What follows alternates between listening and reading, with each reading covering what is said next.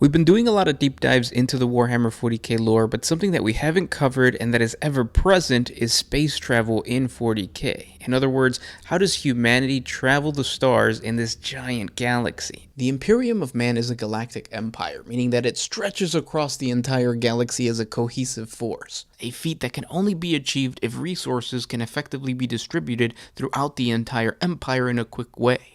For example, if an Imperial planet is being attacked by orcs in the eastern part of the galaxy, the Imperial war machine must have the capability of mobilizing a military force to go defend that empire no matter where the reinforcement comes from. Now, in order to do that, the Imperium needs faster-than-light travel in order to quickly respond to such a threat. This means of transportation is called warp travel.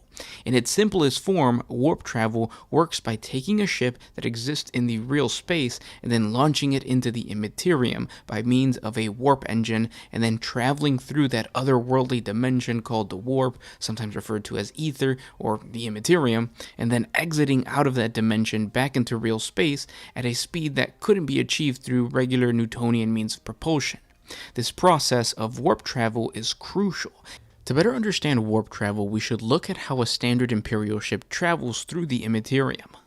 Now, the standard spacecraft enters the warp by activating its warp engines. As a ship leaves the material universe, it enters a corresponding point in warp space. The ship is then carried along by the tides and the currents of the warp. After traveling in this fashion for an appropriate time, the ship uses its warp engines to drop back into real space. Now, because the material universe and the warp move relative to one another, the void ship reappears in a completely new position several light years from the starting point. This process is called a jump or a hop, and the process of entering or leaving is known as a drop, a shift, or a translation. Now, unguided journeys through the warp are usually undertaken in short jumps of up to 4 to 5 light years. Longer jumps are unpredictable and dangerous. The tides of warp space move in complex and inconsistent patterns, and the void ships attempting longer hops often end up widely off course. Were these limitations to apply to all warp travel, then humanity would have never spread throughout the galaxy as it has. It is possible to make longer jumps of many light years by steering a void ship in the warp itself, sensing, responding to, and exploiting its currents, and thereby directing the craft towards a corresponding point in the material universe. Now, only the strain of human mutants known as navigators can pilot a craft through the warp in this way. You see, some individuals are sensitive to the movements of warp space. They can, for example, sometimes tell that a spacecraft is approaching even before it drops back into the material universe. Human sensitivity to the warp is not generally well developed, but in a minority of people, this sensitivity is far more finely tuned. These people are known as psychers, and they are able to consciously control and use the energies of the warp to affect the material universe. The psyker known as a navigator possesses the psychic gifts of a specific kind that allow them to use their powers to steer spacecrafts in the warp. A tool these navigators use is the Astronomicon, a psychic homing signal centered upon Terra. It is powered by the Emperor himself. The Astronomicon cannot be detected in the real universe, only in the warp. It is by means of this signal that the navigators can steer their void ships over long distances. The Astronomicon signal is strongest closest to Terra, and it gets increasingly weaker further away. It extends over a spherical area with a diameter about 50 light years. The Astronomicon does not extend to the extreme fringes of the galaxy, and because Terra is situated in the galactic west, its signal does not reach a massive swath of the eastern part of the galaxy at all. Now, although this beacon helps guide ships traveling through the warp, there are many difficult aspects of the journey, such as the nearly impossible way to detect the spatial movements of warp currents. In many ways, this ship can only blindly carry on with its crew trusting that the navigator is going in the right direction. The longer a ship remains in warp space, the greater the chances of encountering some unpredictable current that can turn it unknowingly off course. These are known as warp storms, and not only do they obscure the signals of the Astronomicon, it is also dangerous for spacecraft traveling nearby. No spacecrafts can venture within a warp storm and expect to survive, although there are tales of miraculous escapes and of ships being thrown tens of thousands of light years off course. Systems have been created to assist navigators, however these mostly apply to actions taken before a warp jump. For example, all warp drives incorporate navigational mechanisms. When the void ship is in real space, these monitor the ever-shifting movements of that part of the warp corresponding to the void ship's current position. It is basically a window into warp space. By means of observing these movements in the warp, it is possible to calculate a course, corrective maneuvers, and approximate journey time to a proposed destination. Calculation relies relies on the assumption that the warp currents observed from real space don't change significantly during the flight itself. This basic method is known as a calculated jump. It's not safe to make a calculated jump of more than 4 light years at one go. The longer the jump, the greater the chances of a significant change in warp current movements. Now, the second and more effective form of warp navigation is the piloted jump. This method relies upon 2 factors: the navigators and the psychic beacon of the Astronomicon. The navigators on board a ship in the warp is able to pick up the signals from the Astronomicon and can steer the spacecraft through the warp, compensating for current changes as he goes along. A piloted jump can cover a far longer distance than a calculated jump. Most piloted jumps are no more than 50,000 light years at one time, but longer jumps have been made. Now, a typical interstellar voyage might begin with a cargo ship lying in orbit around an imperial world. Tiny shuttlecraft busily transfer precious minerals, foodstuffs, crew, and manufactured items from the world below. The loading procedure may take solar days or weeks as the shuttle returns time and time again to the huge void ship. Once loading is complete, the colossal spacecraft slowly accelerates out of orbit under the power of its main drives. The void ship heads outward towards the rim of the solar system, carefully increasing speed by tiny increments as it goes. Although the vessel's engines are capable of terrifying acceleration, the risk of collision with interplanetary debris is high if the void ship accelerates too quickly or too much. As the sun shrinks in the ship's wake, the density of debris lessens, and the ship's speed reaches approximately 1% of a light speed. After a solar week of travel, the void ship arrives at its final destination. This is the jump point, lying around the star system like a circumference of a circle. Once this invisible line has been crossed, it's safe to activate the warp engines. A crew careless or foolhardy enough to prematurely activate warp drives will be lucky to find their ships hurled thousands of light years off course. More than likely, the void ship would be torn apart and destroyed, never to be heard from again. With the safe activation of its warp drives, the ship is then plucked out of the real universe and enters the dimension of warp space. Its true interstellar journey has just begun. Ships traveling in warp space do so by means of jumps varying in length of up to 5,000 light years. Only a long journey would involve more than a single jump. Even so, almost 2 solar weeks pass on board ships before the craft is ready to end its jump. Meanwhile, because of time shift in warp space, over a year has passed in the real universe. The ship will then re-enter real space just beyond a jump point of its destination solar system. If it's lucky, the ship will come close to the jump point. Otherwise, it may take many extra solar weeks to reach the inner planets. The ship is now ready for its final haul, beginning by broadcasting its destination and then establishing a new time coordinate. You see, time in warp space is so different from time in normal space that the crew has no idea whether their journey has taken a few solar months or standard years. The void ship travels at approximately 1% of light speed, decelerating gradually through the dense inner region. Eventually, the ship reaches its destination, where swarms of tiny shuttles once again make themselves busy loading and unloading cargo and passengers in preparation for the ship's next journey. In theory, it's possible to travel anywhere through warp space. However, the shifting tides of the warp make it easier to travel from some systems to the other. The short warp jumps are always more accurate than longer ones. This is particularly true when moving a large fleet, which may become spread out across several light years of space over an extended journey. Long-established and well-charted warp space channels connect star systems and entire regions of the galaxy, providing relatively predictable conduits through which the majority of Imperial ships pass. And then there are warp gates, which is a point in real space which is linked to another point in real space by a tunnel through warp space. The tunnel somehow avoids the normal disturbances of warp space, allowing a journey to be made with a fixed time and relative safety. And the existence of warp gates represents something of a mystery, a much debated range over whether they are natural or artificial. If artificial, then none can say who made them or for what purpose. Some warp gates have artificially been enhanced, their entrances delineated by mechanical constructions whose exact functions can only be guessed at. Other warp gates are mere black holes in space. The largest are easily big enough to permit the passage of spacecrafts and are usually situated at the edge of a solar system or amongst its outer planets. Other gates are only large enough to permit the passage of small vehicles or perhaps human-sized creatures. And then there are planetary gates, which are often disguised or respond only to electrical, psychic, or other signals, which would seem to indicate a certain amount of intended secrecy on the part of the builders.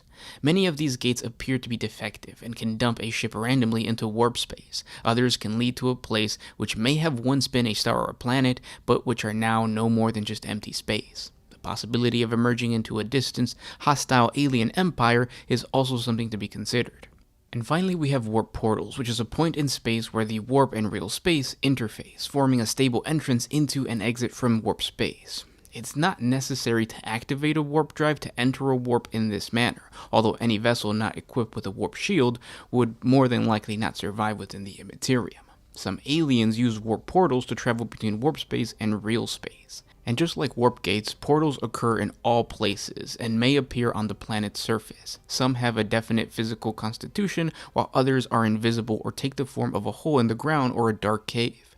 Warp portals do have their uses. For instance, a spacecraft with a damaged warp drive trapped within the warp and doomed to destruction, suddenly locating a warp portal enabling them to return to real space would be amazing. And as you can see, space travel is vital to the Imperium of Man. However, the Void itself is probably one of the most treacherous places in all of Warhammer 40K. It's filled with tons of horrible realities. Mankind has been able to spread across the vastness of the Milky Way galaxy and establish itself as one of the most powerful races amongst the vastness of space.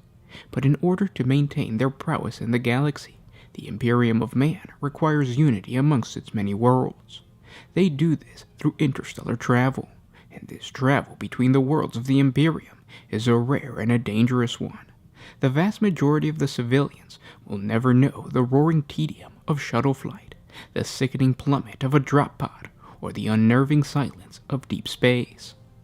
Given the huge size of the Imperium of Man, it is impossible to cross it in the fleeting span of time given to ordinary men.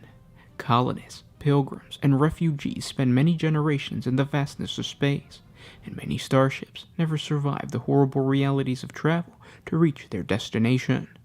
Exploring the various threats that come with warp travel, one can see that the journey between planets or closely neighboring star systems is riddled with dangers only the bravest and most well-prepared can face. One of these threats is known to travelers as a Void Kraken. A Void Kraken is a legendary space monster of giant size that is said to hunt and destroy spacefaring ships all over the Milky Way galaxy. To encounter this creature in the void is like encountering death itself. Very few ships have ever been able to escape its grasp. The physiology and nature of the Void Kraken is largely unknown, even to the most well-traveled Imperial explorers. This is doubtless the result of their rarity and difficulty to hunt and detect. Could also be that they represent more than one single species of void behemoth, several variations on the beast mistakenly considered a single race of creatures. Whatever the truth of the Void Kraken's origins, a number of facts are largely agreed upon by those who have come in contact with these beasts. They are almost certainly some form of silicon-based creature, without blood, true bone, or fluid to keep them alive. Instead, it is believed that the Void Kraken draw their animus from the very space debris they often resemble.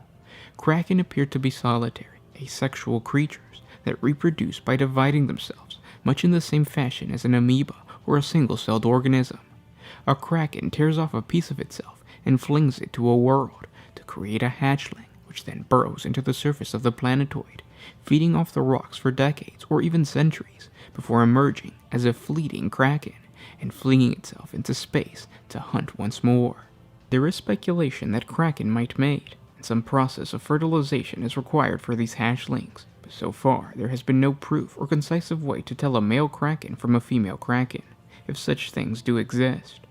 Void kraken feed off minerals found in rocks, which explains their interest in ships. The hulls of most void-worthy vessels present a kraken with a concentrated collection of metals, ores, and silicate for it to feed on, a tempting and tasty morsel for the beast. Small ships have the most to fear from kraken, as the beast's size and strength, especially when striking from ambush in an asteroid field or close to a world, can quickly overpower a ship and render it helpless to fight back. Even large vessels are not immune. Void Kraken attack things many times their own size, latching onto them like leeches. Only shipborne weaponry is any defense against the Kraken, and only then if the vessel detects the Kraken early enough and manages to drive it off with its broadsides or land strikes. Once a Kraken has entangled a ship, it only disengages when the ship has been consumed, or once it has taken a substantial bite from its hull. This process of consumption is as ponderous as the Kraken itself, and it is possible that a particular brave crew can venture out into the hide of the beast while it's feeding and lay mines on it or try to cut away its tentacles. Such a task is filled with danger, and the Kraken often reacts quickly to such parasites on its hide by throwing small, fangled tentacles to rake back and forth, scouring its stony flesh clean. Sometimes a Kraken declines to consume a ship straight away, or if it has fed enough on its hull, it may leave the wreckage alone. In these cases, Krakens have been known to drag lifeless ships from one system to another, gathering the hulks around remote worlds or in deep space, possibly to feed on at later times. Another one of the most terrifying threats to encounter in the void is a freebooter fleet. A freebooter is a piratical orc. They are bandits, sellswords who tend to form their own small roving bands of pirates and corsairs. Their ships are massively armed and loaded with orcs eager for a fight, and the orcs' natural love of violence make them terrors to any spacefaring races. An attack by an orc freebooter tends to be brutal and direct, with the orc ship rushing headlong towards the enemy, firing every gun they have before ramming and boarding their victims. The directness of an orc freebooter attack does not mean that the orcs lack any cunning. Orcs often lurk in the asteroid fields on the edge of systems, where they cannot be seen by the sensors of ships passing to and from the void. Ambushes on convoys of supply ships from this kind of hidden position is very common, and even small fleets or warships are not unheard of. When encountered in the void, captains have been foolish enough to try to negotiate with these creatures, but any attempt to parley with a freebooter is a terrible mistake. The goal of most freebooter attacks is to take everything they can and leave no one alive. The scariest threat a ship can encounter in the void is a Dark Eldar raiding party. They are the forsaken, corrupted kindred of the Eldar. The Dark Eldar revel in piracy, enslavement, torture, and are sadistic in the extreme. Dark Eldar raids are planned in meticulous detail by the Archons and Succubi that lead them, and hidden routes throughout the webway are open in readiness for these assaults. By the time a standard Imperial ship has spotted the raiders, their only hope is a quick death instead of enslavement. Dark Eldar raiding forces never attack the foe directly, but use their speed, mobility, and advantage of surprise to attack swiftly and then withdraw, with the intent of slowly bleeding the foe dry. This tactic only causes more pain to the defenders, as the joy of surviving the first Dark Eldar wave is destroyed by the second wave, which brings more death and despair. Once the defenders are defeated, the torture and the culling of the population into hideous enslavement will begin. The Dark Eldar relish in breaking the bodies of their captives, but they prize even more highly the crushing of their spirits, for nothing is more gratifying to a Dark Eldar than securing utter dominion over one that has resisted them. Many captives, when too broken to provide further sport, will be rent and reshaped into undying trophies or even grotesque items of jewelry or furniture. More than one homunculi lair has sported a moaning, twitching throne fashioned from the remains of his favorite victim. Other unfortunates are rendered down, their final fate to be drank as elixirs or narcotics by the monstrous beings who stole their lives. Another horrible reality of travel in the Imperium are the ships themselves. Just as with some worlds, there are certain starfaring vessels, both great and small, with a dark reputation. Although all starships have their own histories, not all of them are pleasant, and many have dark secrets and half-abandoned depths where things best left unseen sometimes crawl. Certain vessels hold an infamy of their own. These ships, some of them ancient and legendary in their own right, ply the dark void between the stars, but often hold a deeper darkness within, couched in stories of dire curses, ill omens, bleak fortunes, baleful massacres, cannibalism, hauntings, and worse. Known as dark holes by frequent travelers, these ominous ships are truly massive, and all manner of mutant beasts or alien hitchhikers can be lurking in the labyrinthian corridors of spacefaring vessels. With very little to sometimes no security on a ship, travelers that are not accustomed to the dangers of a ship may find themselves in abandoned or forgotten sections of the vessel, only to be attacked or enslaved by the creatures that have taken control of that portion of the ship. These beasts live inside the ship and have no interest in leaving their lairs. Like a spider on its web, they wait for some unlucky soul to wander into their trap. Those that spend much of their lives sealed between the hulls of these great ships and call these places home are known as Darkholders. They are a breed apart from most Voidborn. They are lean and hungry, with cold black dancing in their eyes. Their strange appearance is due to minor deformities caused from warp travel and living in lower zero-gravity environments and never knowing the feel of solid ground beneath their feet. Although outwardly normal, they carry a strange air about them, a perceivable something not quite right about them that makes them very uneasy. Now, of course, we can't do a deep dive in Warhammer 40K without talking about some type of war or battle. What is it like to fight in space? Boarding actions between starships are truly deadly affairs, vicious and swift close-quarter duels in the most treacherous and dangerous environments imaginable. In short, the kind of conflict that Space Marines were created for. The vessels of the early 31st millennium ranged in size and role from the interplanetary cargo SCOs to mighty battleships with crews numbering in the thousands, serving as the flagships of the Imperium's far-ranging expeditionary fleets. Larger still were the Mechanica mass conveyors, tens of kilometers in length, and unfathomably ancient drifting space hulks that dwarfed even these. In the case of these larger vessels, regardless of whether they were engines of war or a colony ark, their sheer size granted them weaknesses to be exploited, just as their immense bulk made them difficult to destroy by more conventional means. For these mighty void ships, damage to a specific system could be as fatal to them as poison injected into a living heart. The best way of doing this was often by breaching the hull of an enemy vessel and assaulting it with troops. If they were victorious, then the ship might be crippled, captured intact, or even destroyed from within. Only the most skilled and able warriors were selected to undertake boarding assaults, and attrition amongst them was always high, as was the glory gained should they succeed. The shipboard defenders who repelled a boarding assault had to fight with all of the courage and ferociousness they could muster if they were to save their vessel. For the loser, death was certain, as aboard a starship surrounded by the infinite darkness of the cold and silent void, there was nowhere to retreat or run to. Most boarding actions take place against the backdrop of a fierce void battle in which immense destructive forces, quite beyond the combatants' control, are unleashed that might even destroy the very ship through which they are fighting. Even when the boarded ship is not taking direct hits in battle, the effects of prior damage can cause secondary explosions to rip through its hull, or the vessel might itself be caught in the crossfire or ride through the blast waves of dying ships and lethally spinning debris. A hit-and-run attack is a crucial tactic used in ship-to-ship combat and involves one or more boarding parties forcing access to a target ship, fighting their way through the companion's way with the aim of destroying key systems. Boarding an enemy vessel with the aim of destroying, crippling, or capturing it is a grueling task, and one that will exact high price and blood for both the attacker and the defender over a number of savage battles. A Void Strike mission represents the most perilous phase of a boarding assault for an attacker, the attempt to establish a foothold on the enemy vessel from which to press forward towards its most vital areas. The interior of a starship is a tangled labyrinth of pathways and chambers. Wrecking missions represent an attack on one of several vital target areas, ranging from the warship's massive plasma drive to its command deck.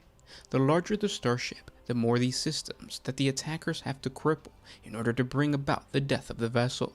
Sometimes an attacking force will utilize a desperate gamble, and instead of launching a boarding mission against the target vessel's most easily accessible launch bays or loading decks, they attack the outer, armored skin in an attempt to cut through and strike directly into the vessel's underdefended and most vulnerable systems.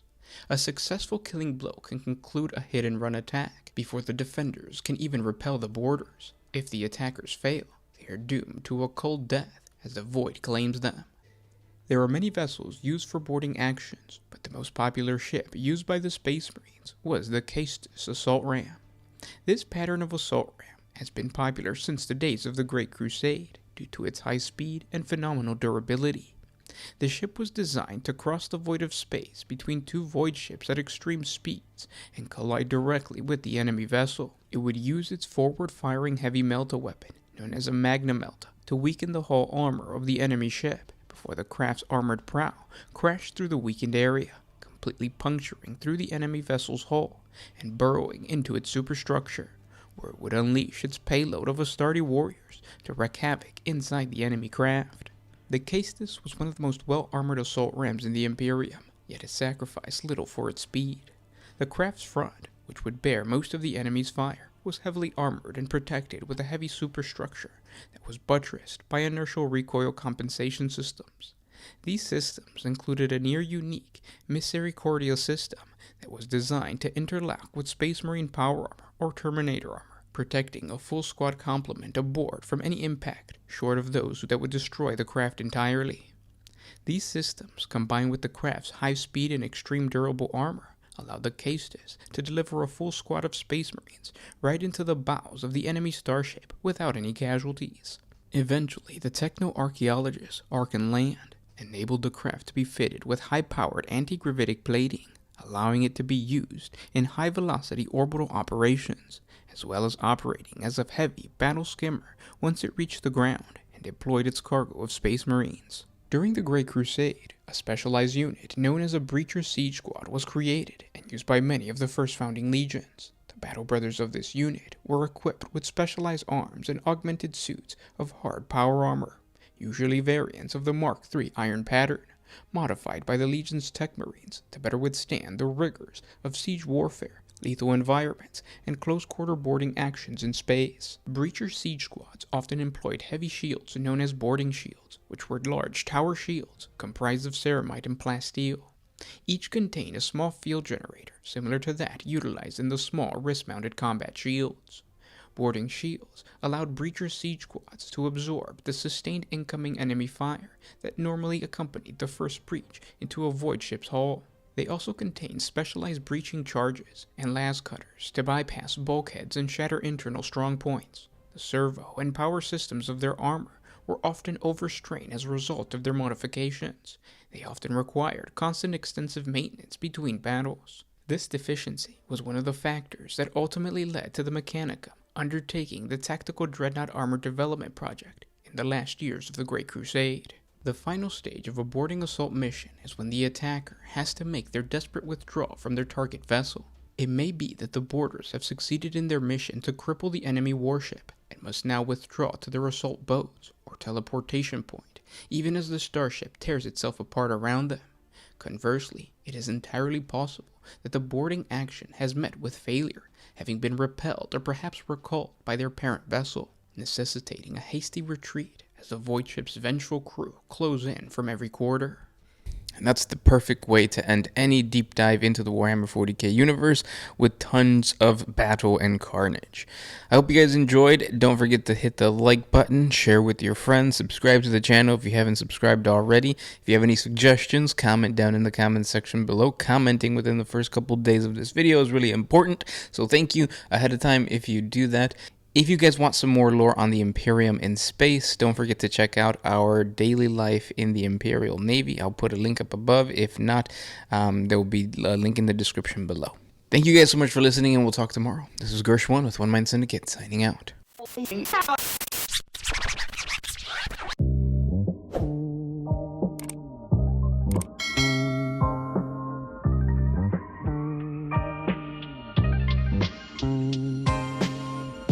Always used to put my freedom first in any